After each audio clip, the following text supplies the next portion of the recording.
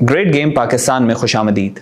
आज के इस एपिसोड में हम डिस्कस करेंगे खालिस्तान और खालिस्तान मूवमेंट को। भारत में बसने वाले सिख, क्या वजह है कि आज भारत से इतने नाला हैं और अपने लिए एक अलग वतन खालिस्तान की डिमांड कर रहे हैं। पिछले 70 सालों में भारतीय हिंदुओं ने ऐसे क्या मजालिम हैं जो सिखों पे किए हैं, जिसके बाद आज सिख इतना भड़क चुके हैं। और क्या वाकई में ही भारत के सिख इतने ताकतवर हैं कि अपना एक अलग वतन ले सकें। हमारी खालिस्तान पर यह वीडियो सीरीज 4 इकसात पर मुश्तमिल है। इस वीडियो सीरीज में हम डिटेल में एक्सप्लेन करेंगे कि बरे सगीर की तकसीम से लेकर अब तक वो क्या मजालिम हैं जो सिखों पर ढाए गए और किस किस मकाम पे भारत की ब्राह्मण हिंदू रियासत ने सिखों को धोखा दिया, और क्यों वो सिख जिन्होंने 1947 में अपनी मर्जी से भारत के साथ इल्हाक किया, आज ऐसा क्या हो गया है कि वो सिख भारतीय रियासत के इतना खिलाफ हैं कि वो भारत को काट कर अपना एक अलग वतन खालिस्तान बनाना चाहते हैं।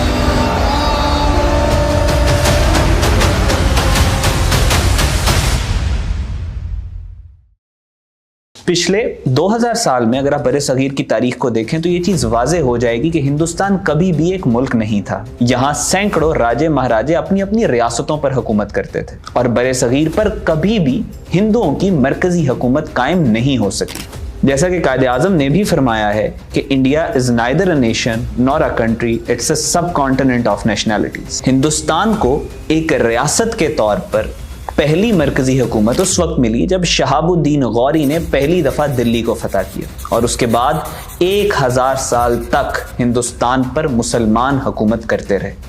अपने 1000 साला दौरे हुकूमत में मुसलमानों ने ना सिर्फ हिंदुस्तान के ऊपर मरकजी हुकूमत कायम की, बल्कि राजों और महाराजों को भी ये इजाज़त दी कि वो मुसलमान रियासत के ज़ेर साया अपनी छोटी छोटी रियासतें चला सकें। मुसलमानों के दौरे हुकूमत में ना सिर्फ हिंदुस्तान मुत्तहिद हुआ, बल्कि दुनिया की अमीर तरीन रियासत बनकर सामने आया। मुसलमानों के दौरे हुकूमत में दुनिया की तिजारत में हिंदुस्तान का हिस्सा 25% था, और यही वो वजह थी कि जब अंग्रेज़ों ने बरे सगीर के ऊपर कब्जा किया तो वो इसको अपने ताज का हीरा कहते थे, the jewel of the crown. You see, what people talk about as the British Empire was really the Indo-British Empire. India was the center of it. And so much of British policy and British defense depended upon this link with India and the maintenance of that link with India. मुसलमानों का तर्ज़ हुकूमत और बिलखसूस वो policies जो उन्होंने गैर मुस्लिमों के लिए बनाई, वो इतनी कमाल थी कि भारत के हिंदू खुद चाहते थे कि मुसलमान उनके ऊपर हुकूमत करते रहे। ये भी एक तारीखी हकीकत है कि 1000 साल तक मुट्ठी भर मुसलमानों ने एक हिंदू मेजॉरिटी वाले इलाके के ऊपर हुकूमत की, और अपने दौरे हुकूमत में उनको एक दफ़ा भी कोई ख़ास बड़ी मुनज़्ज़म मज़ाहमत का सामना नहीं करना पड़ा हिंदुओं की तरफ से। मुग़लों के दौर के इख्तिताम पे मुसलमान हुकूमत और सिखों के ताल्लुकात बहुत ख़राब हो चुके थे, और यही वो वजह थी कि अब सिखों की वफ़ादारियाँ मुसलमानों के साथ नहीं थी। इसी वजह से 1857 की जंग आज़ादी में सिखों ने मुसलमानों के ख़िलाफ़ ब्रिटिशर्स का साथ दिया।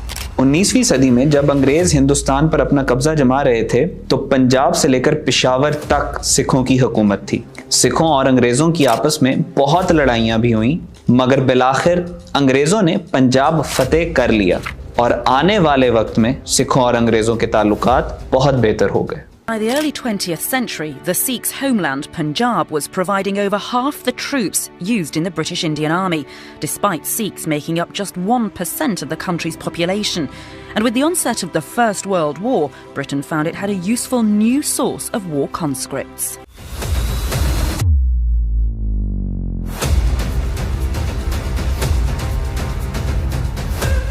लिहाजा 1947 में जब बरे सगीर की तकसीम का वक्त आया तो सिखों ने हिंदुस्तान के साथ शामिल होने का फैसला किया। कायदे आजम के पुरजोर इसरार के बावजूद मास्टर तारा सिंह ने आजादी पर भारत को तरजीह दी, क्योंकि उस वक्त सिखों को यह लगता था कि शायद सेकुलर इंडिया के अंदर उनकी तहजीब, मजहब और कल्चर महफूज रहेगा। ਜਿਹੜੇ ਸਾਡੇ ਬਜ਼ੁਰਗਾਂ ਨੇ ਆਪਸ਼ਨ ਲਈ ਹੈ ਨਾ ਵੀ ਅਸੀਂ ਉਧਰ ਚਲੇ ਜਾਈਏ, ਉਹਨਾਂ ਨੂੰ ਲੱਗਿਆ ਵੀ ਸਾਡਾ ਧਰਮ ਜਿਹੜਾ ਹੈਗਾ ਉੱਥੇ ਉਹ ਮੋਰ ਪ੍ਰੋਟੈਕਟਡ रहेगा, और वो गल सही नहीं साबित हुई।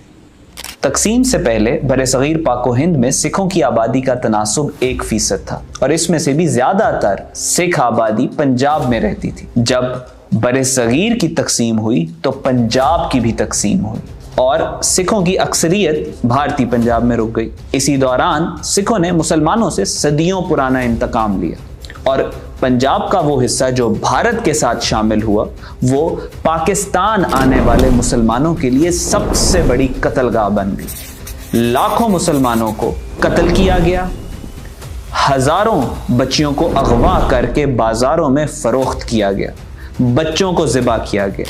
लाहौर के रेलवे स्टेशन पे एक के बाद एक ऐसी ट्रेन आती जिसमें से सिर्फ और सिर्फ लाशें निकलती। भारत के साथ शामिल होने के बाद भारतीय आइन ने कई सालों तक सिखों की जुदागाना शनाख्त को तस्लीम ही नहीं किया और यही सिखों के साथ सबसे बड़ा धोखा था कि भारतीय आइन में सिखों को हिंदुओं की ही एक शाख बनाकर पेश किया जाता और सिखों के मजहबी, सकाफती और इंसानी हकूक को मस्ख करके मसल दिया गया। और ये वो तारीख का टर्निंग पॉइंट था कि जब भारत के सिखों को इस बात का अंदाज़ा हुआ कि उनके साथ हिंदू ब्राह्मणों ने तारीख की सबसे बड़ी गद्दारी, धोखा और बेवफाई की।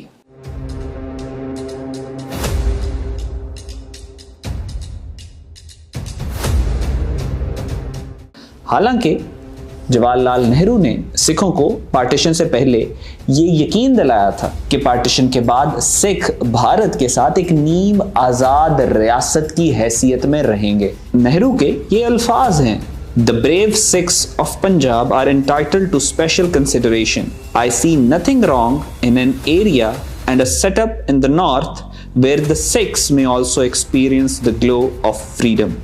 जैसा कि बताया जा चुका है कि जवाहरलाल नेहरू ने सिखों की अलग वतन की डिमांड को बहुत चालाकी के साथ हैंडल किया। नेहरू ने सिखों को यकीन दिलाया कि आप तकसीम के वक्त हिंदुस्तान में शामिल हो जाएं तो आपके लिए भारत के शुमाल में एक इलाका मुख्तस कर दिया जाएगा जहां सिख आज़ादी से जी सकेंगे। सिखों की तरफ से बरतानवी साम्राज्य और हिंदू ब्राह्मणों के सामने नुमाइंदगी के लिए जिस शख्स को आगे किया गया उसका नाम मास्टर तारा सिंह था।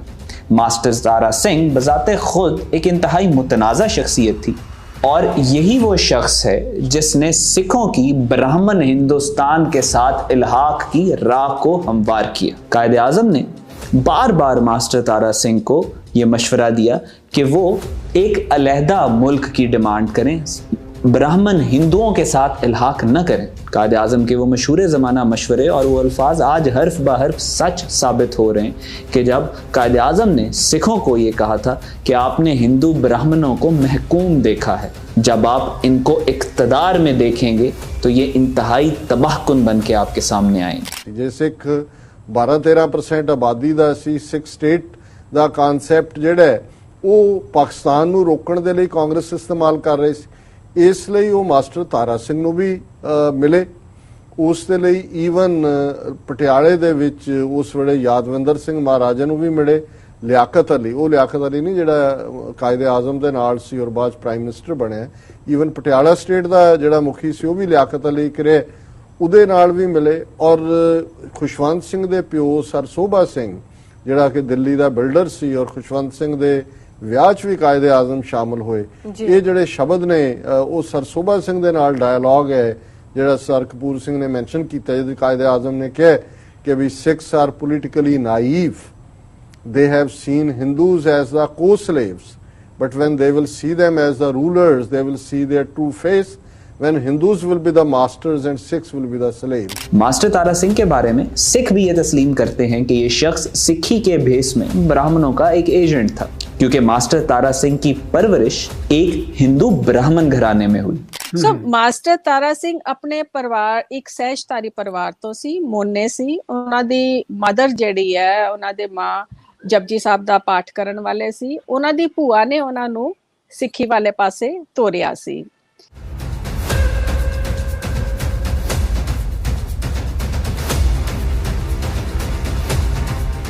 दूसरी जानिब सिख कभी भी पंजाब से अलग नहीं होना चाहते थे। इनके 150 से ज़ायद मुकद्दस मकामात और इबादत गाहें और एक बहुत बड़ी आबादी पाकिस्तानी पंजाब में रहती थी।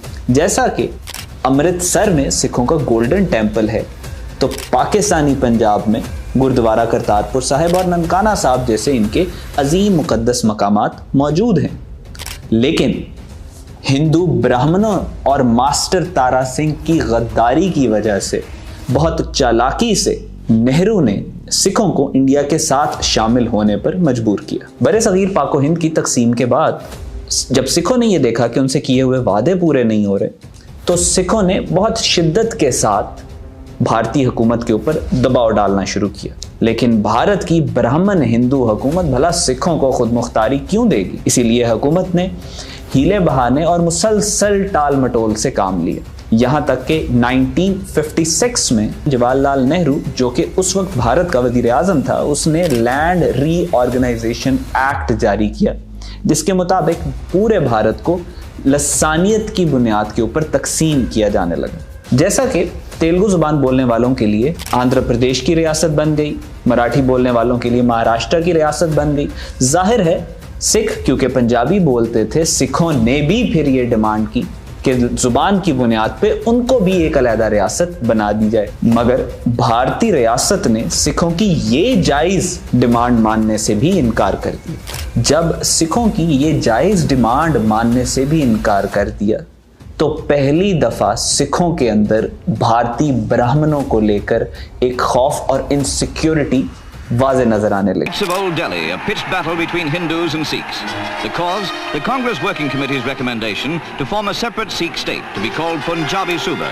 The Hindus are violently opposed to it. जब पूरे भारत में नए सूबे बनाए गए और सिखों को उनका हक नहीं दिया गया, तो ये वो वक्त था कि सिखों को अब अया हो गया कि जो ख्वाब 47 में देख रहे थे वो पूरा नहीं हो सकता। सिखों को पहली दफा हिंदू ब्राह्मणों के एजेंडास और फैशिस्ट अप्रोच के बारे में मालूम हुआ, और सिखों को अंदाज़ा हुआ कि हर वो वार्निंग जो 47 में उन्हें बानी पाकिस्तान कायदे आज़म मोहम्मद अली जिन्ना ने दी थी, वो सही थी। इसके बाद सिखों की लीडरशिप ने बहुत जारहाना तौर पे अपने हकूक़ का दिफा करने के लिए भारत की हुकूमत के ख़िलाफ़ महाज़ाराई शुरू कर दी, और पहली दफ़ा बाकायदा तौर पे एक अलग सूबा हासिल करने के लिए एक मुनज़्ज़म तहरीक का ऐलान किया गया। और ये तहरीक ना सिर्फ भारतीय पंजाब बल्कि पूरे भारत में इतनी मशहूर हुई कि भारतीय हुकूमत को मजबूरन पंजाबी सूबे के नाम को बैन करना पड़ा, और फिर रियासत ने भारतीय पंजाब के सिखों के खिलाफ एक बहुत